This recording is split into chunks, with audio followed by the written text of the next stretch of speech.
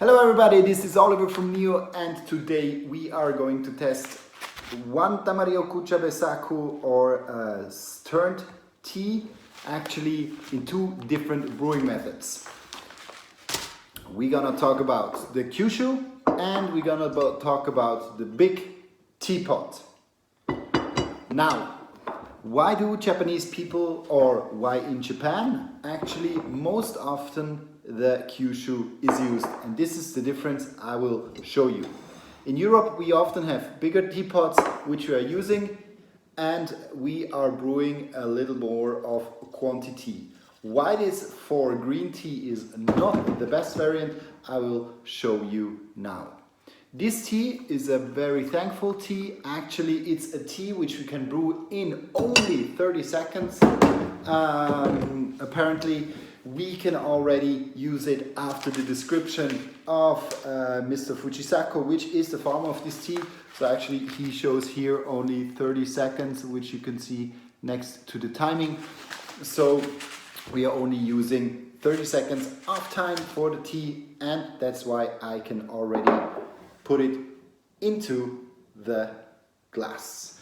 Now, when we take the big teapot where we have a quite fair amount of water, and that's a little bit the issue of big teapots, we can take out the tea like this, we can leave it in for the time being, and we just pour it into the glass. Voila! So this is actually the tea which is coming out of the teapot. Now, when we take the same tea made in a Kyushu,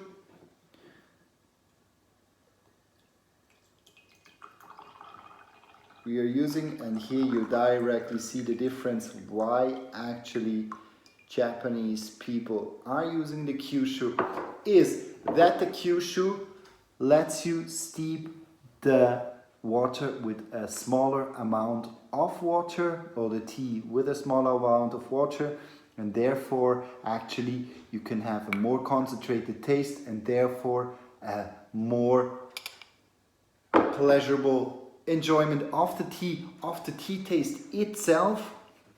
If we just take a sip,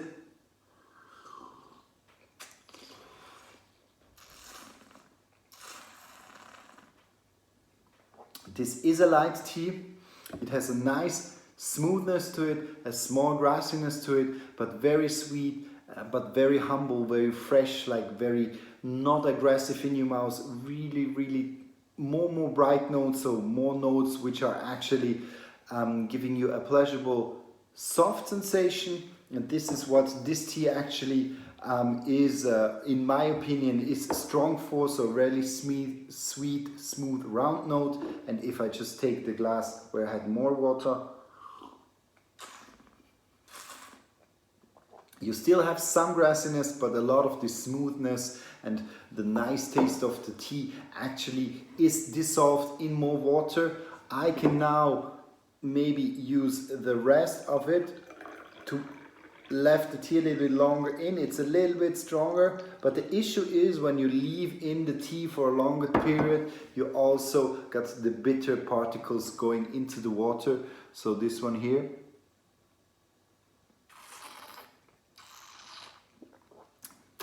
has now a better taste. It is definitely drier on the tongue as well, and there's a little bit of the astringency coming, but as I use very low temperature water, here the astringency is not too strong. And here, if we just go for a second brewing with this one here, the good thing about the second brewing is that you only leave it in for 20 seconds.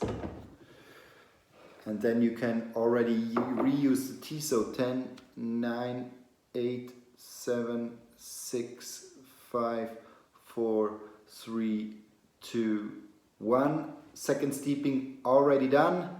We can pour in the tea.